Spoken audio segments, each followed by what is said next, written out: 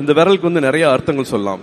இது கேள்வி கேட்கிற விரல் சொல்லலாம், குறை சொல்ற விரல்னு சொல்லலாம், மிரட்டுற விரல்னு சொல்லலாம். ஆனா இதே விரல நம்ம இப்படி கீழே காமிச்சோம்னா, நான் இருக்கேன், விரலை பிடிச்சிக்கோ, நீ வா அப்படின்னு கூட்டிட்டு போற விரல் இருக்கு இல்லையா, எனக்கு அந்த விரல், எனக்கு அண்ணா ஸ்லாஷ் சித்தப்பா, நம்மளோட கமல் சார் இது ஏற்கனவே சொல்லியிருக்கிறாரு. என் ரூம்ல இருக்கிற போஸ்டர்ல வந்து நான் கமல் சார் போட்டோ வந்து நான் ஒட்டி வச்சிருக்கேன். நாயகன் படம் பார்த்துட்டு மீசையெல்லாம் எடுத்திருக்கேன்.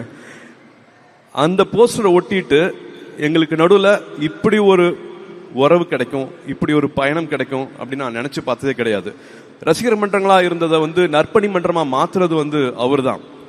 ஒரு கலையில வந்து சலங்கை ஒளி பண்ணிட்டு நாயகன் இவர் தான் பண்றாரா, தேவரமன் இவர் தான் பண்றாரா, காசுக்காக பண்ணவே இல்லை. அந்த கலைக்காக வந்து தன்னைத்தானே எவ்வளவு உயர்த்திக்கலாம், மற்றபடி மற்றவங்களை எப்படி இன்ஸ்பயர் பண்ணலாம் அப்படிங்கிறது மட்டுமே வந்து நான் அவர் அப்படிதான் பார்த்தேன். நான் வேற தொழிலா இருந்தா கூட எனக்கு அவர் தான் எனக்கு இன்ஸ்பிரேஷன் இருப்பாரு. நான் உயர்றதுக்கு, நான் வளர்றதுக்கு, நான் ஒரு இலக்கை தொடுறதுக்கு என்னைக்குமே அவர் தான் இன்ஸ்பிரேஷன் இருப்பாரு.